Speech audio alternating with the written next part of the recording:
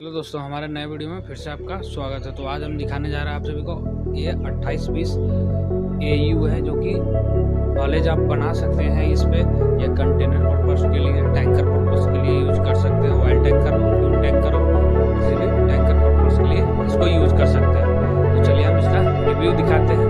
You cabin में है, जैसे कि 3520 2820 की केबिन आता है, सेम टाइप केबिन। ये यू केबिन